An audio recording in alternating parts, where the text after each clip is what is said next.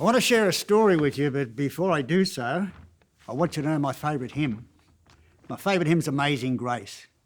So a lot of you would know the story behind Amazing Grace. It's a very interesting story. But have you ever heard Nana Muscori singing Amazing Grace without musical backing?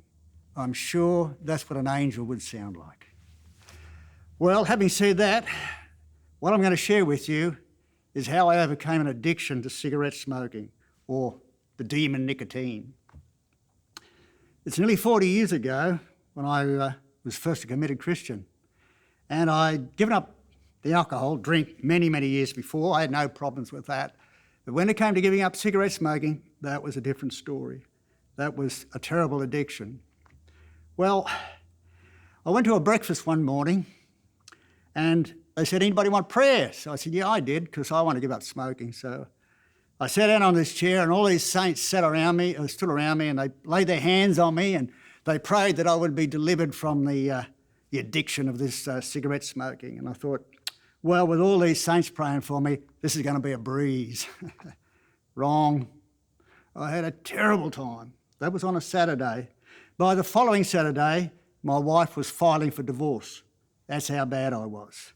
I was cranky, I was irritable, even more so than I am now. And I just could not do things right. The following Saturday, I was installing a radio in my wife's car.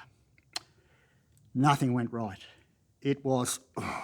I did say a few swear words, I must admit.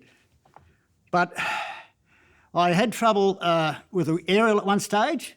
I had to drill a hole in the mudguard and put the aerial in, and in the end I got it and threw it away. I was so upset. Nothing went right, nothing.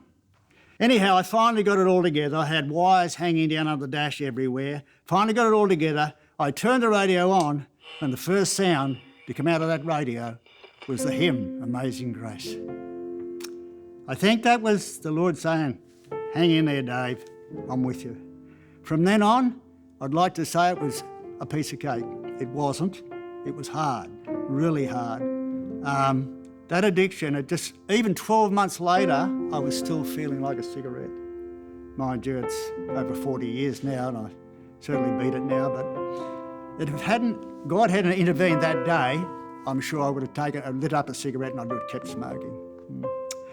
I'm Dave Farrer, and that's my story.